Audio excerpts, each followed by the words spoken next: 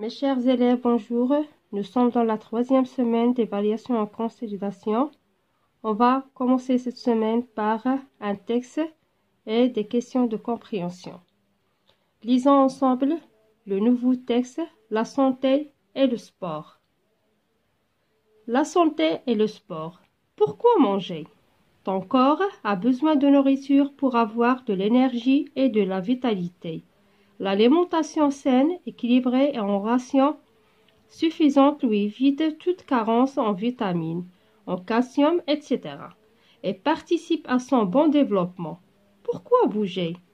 Ton corps a également besoin de bouger pour rester en bonne santé et éviter tout risque de maladie. L'activité physique, qu'elle soit individuelle comme la marche, la course, la natation ou collective comme le basketball, le football, etc.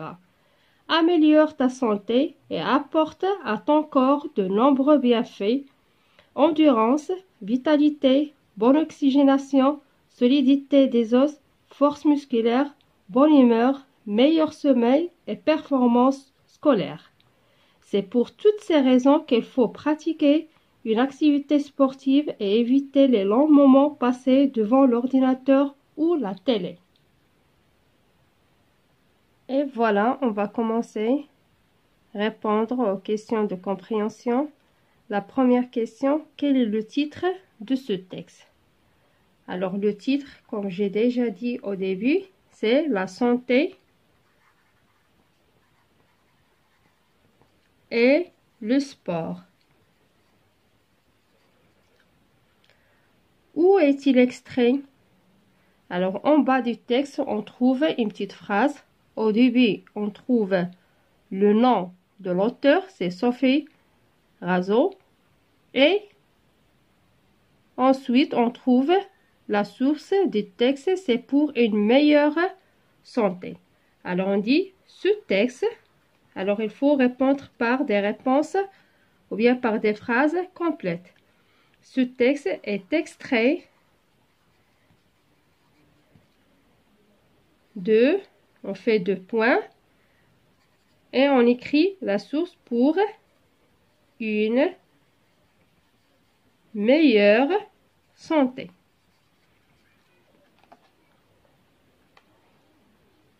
La 3e question, combien y a-t-il de parties dans le texte? Quels sont les intertitres? Dans ce texte, il y a 2 parties. La première, c'est la partie qui répond à la première question, pourquoi manger? Et la deuxième partie, c'est celle qui répond à la question, pourquoi bouger? Alors on dit, il y a 2 parties.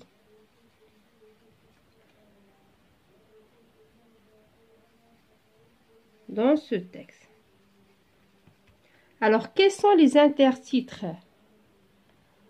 On retourne au texte pour mieux comprendre. Ça, c'est le titre. La santé et le sport. Les intertitres, ce sont des petits titres qui sont écrits en gras. Alors, on a pourquoi manger et pourquoi bouger. Ça s'appelle les intertitres. Alors, on écrit les intertitres sont, on a pourquoi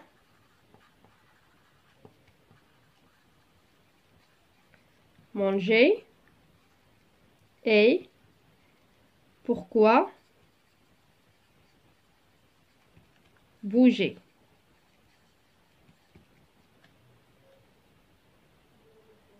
La question suivante, de quel type de texte s'agit-il? Alors, ce texte-là nous explique. Alors, on dit que ce texte est explicatif. On dit ce texte est explicatif ou bien est de type explicatif.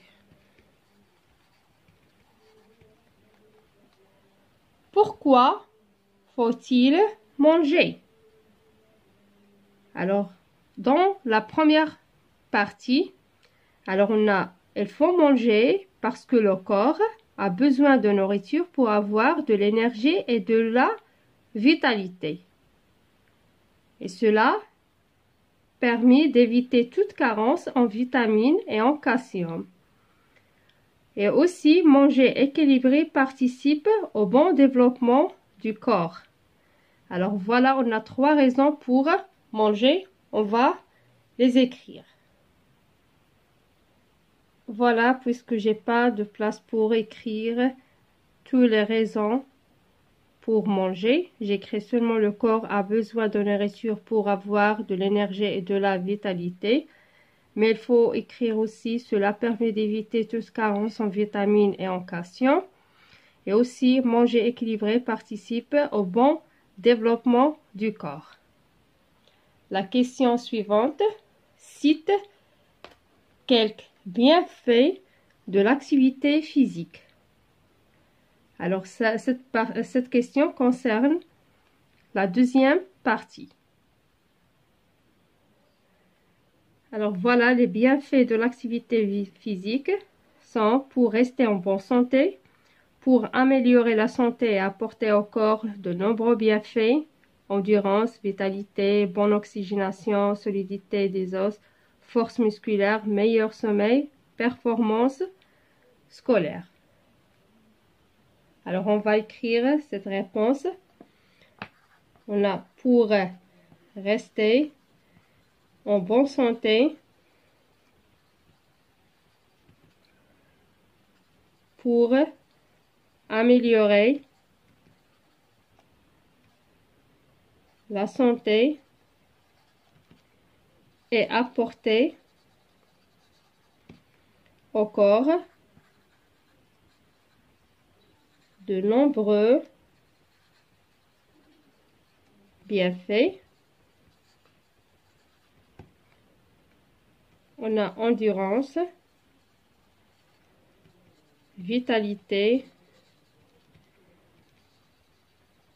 bonne oxygénation,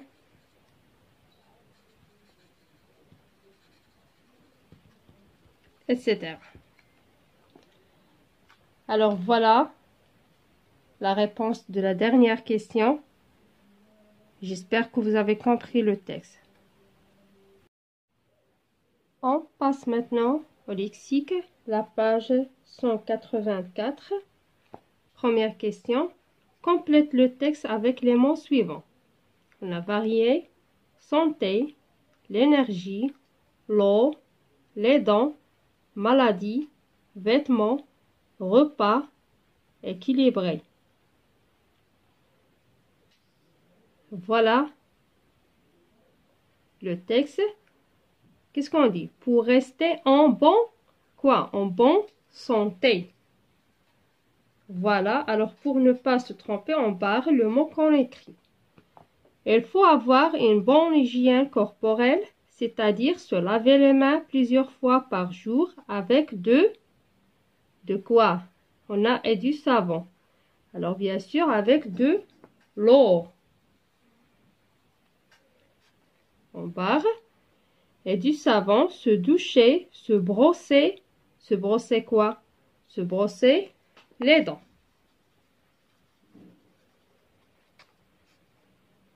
Après chaque repas, oui. Et s'habiller avec des quoi? Des vêtements propres. Il faut également fournir à son corps une alimentation. Comment est cette alimentation équilibrée? Équilibrée et, voilà on a vêtements, équilibré et varié. Afin d'avoir de quoi? De l'énergie. Et se protéger contre des maladie.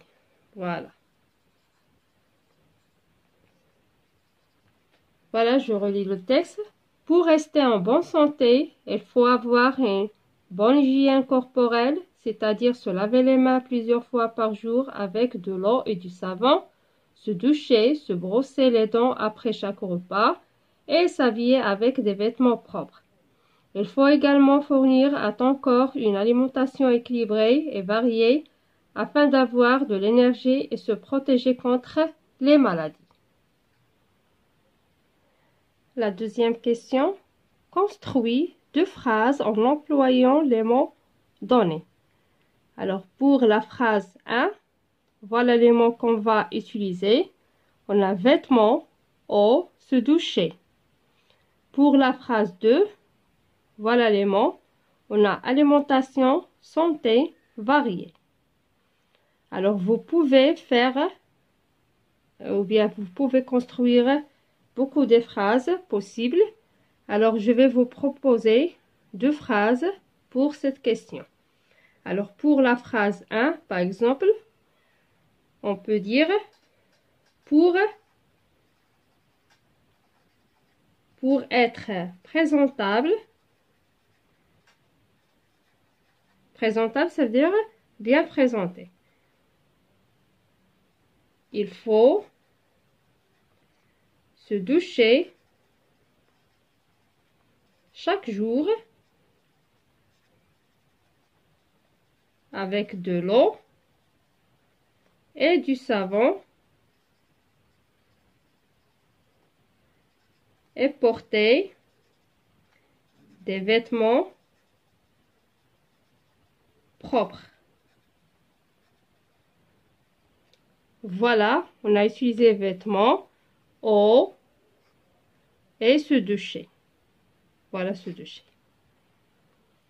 La phrase 2, on a alimentation, santé et variée. Alors on dit on peut être en bonne santé en ayant une alimentation variée et équilibrée.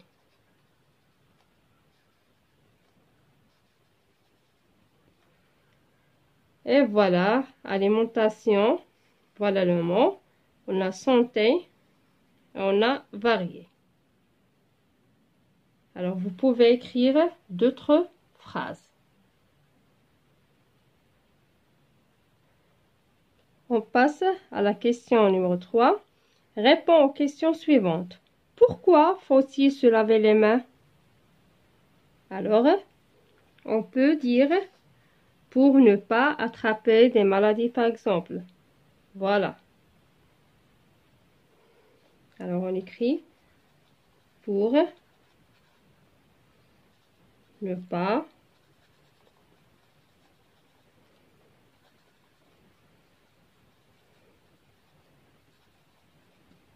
attraper des maladies. On passe à l'autre question. À quoi sert la vaccination? Alors, on a déjà étudié dans l'unité de santé et maladie, si vous vous rappelez. Alors, la vaccination sert à immuniser contre les maladies infectieuses. Très bien. Alors, on va écrire, c'est pour, ou bien, la vaccination sert à immuniser contre des maladies infectieuses.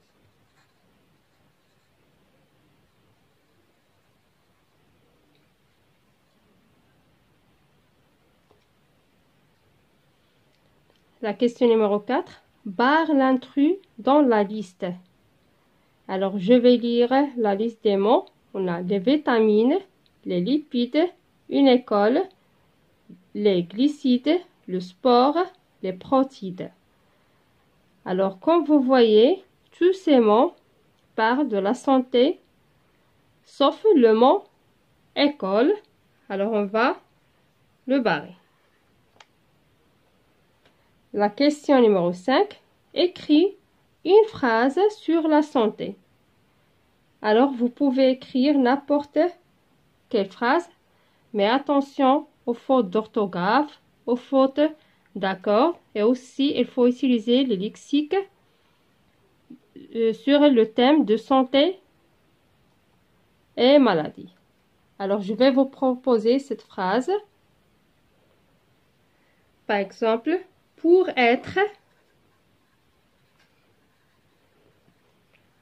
en bonne santé, il faut avoir une alimentation équilibrée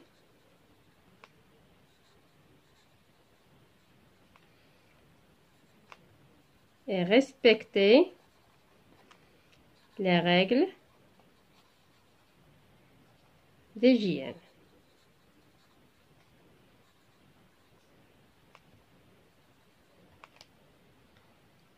Et aussi vos phrases sont acceptables. Voilà, j'espère que vous avez compris les questions.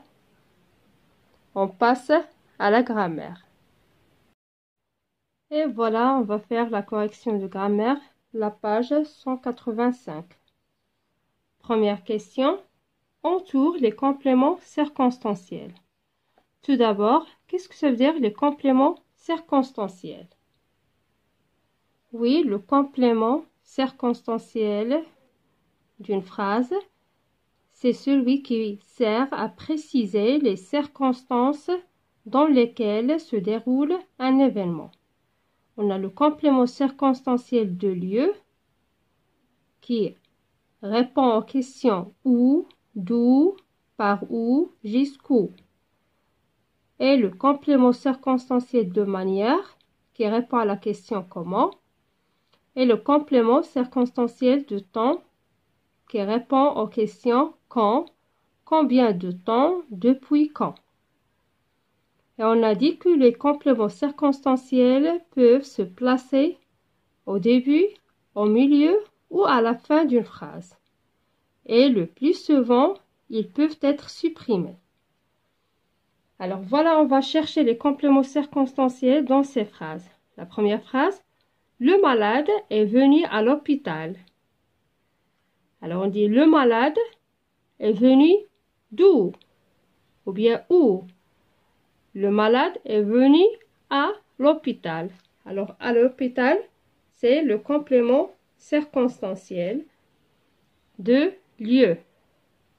Tôt le matin, nous nous réveillons. Alors on a quand nous nous réveillons. Alors nous nous réveillons tôt le matin. Alors tôt le matin, c'est le complément circonstanciel de temps. Le médecin a parlé longuement.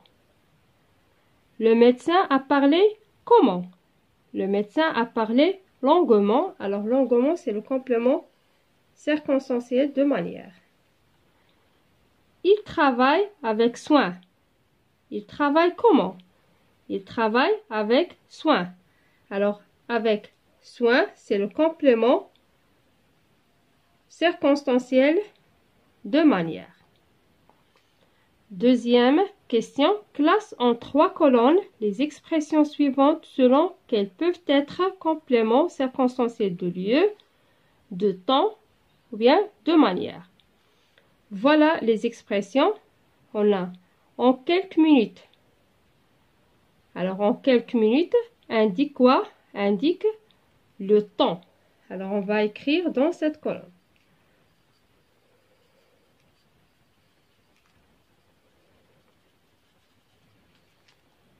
Au sommet. Au sommet indique le lieu. Alors, on va écrire dans cette colonne. Depuis 3 jours. Alors, depuis 3 jours indique aussi le temps. Alors, on va écrire ici.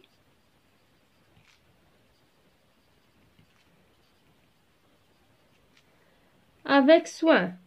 Avec soin, c'est de manière. Alors, on va écrire ici. Ce soir. Ce soir indique le temps. Sans effort. Sans effort, c'est indique la manière.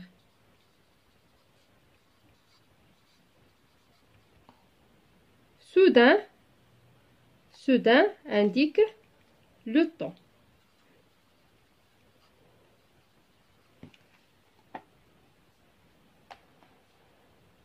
Voilà. La question numéro 3. Ils ont demandé d'écrire une phrase avec une de ces expressions. Voilà ces expressions qu'on va choisir une et on va écrire une phrase. Vous pouvez choisir n'importe quelle expression. Pour moi, je vais choisir l'expression depuis 3 jours. Et je vais écrire la phrase suivante. On dit, il souffre d'une grippe depuis 3 jours. Alors, comme j'ai dit, vous pouvez choisir n'importe quelle expression et vous allez écrire dans une phrase. On passe maintenant à la question numéro 4. La question numéro 4 souligne l'expression de la cause. Alors, tout d'abord, on va faire un petit rappel pour la leçon de cause. Alors, qu'est-ce que ça veut dire une cause? On appelle cause, c'est le motif d'une action ou l'origine d'un événement. Alors, pour dégager la cause, on pose la question pourquoi? Et pour exprimer la cause, on utilise les expressions car, parce que, quand, puisque, à cause de, grâce à, par manque de, faute de. Alors, pour les expressions à cause de, par manque de ou bien faute de, s'emploie pour une action défavorable. Par contre, l'expression grâce à s'emploie pour une cause positive. Maintenant, on répond à la question. Souligne l'expression de la cause. La première phrase, elles se sont malades car elle a attrapé froid. Alors, dans cette phrase, on a l'expression de cause, c'est car.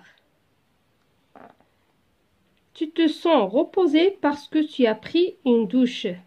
Alors, on a l'expression de cause parce que. Puisque tu es vacciné, tu es immunisé contre la tuberculose. Alors, on a puisque. Il est en bonne santé grâce au sport. Alors, on a grâce à.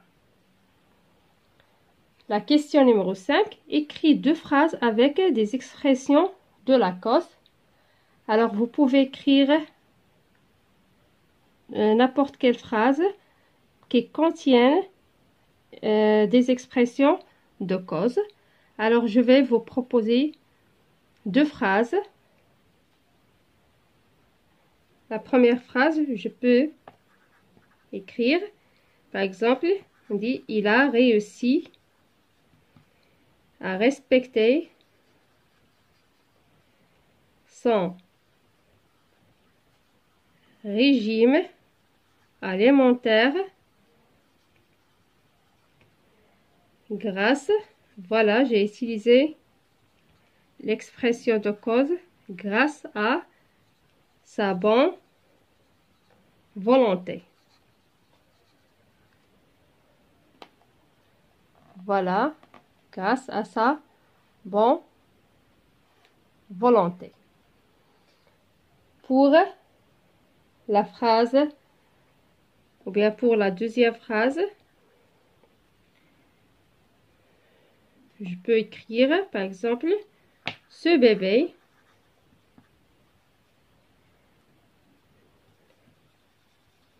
par exemple, n'attrapera pas la tuberculose, parce que, voilà, j'ai utilisé l'expression parce que, bien parce qu'il est vacciné.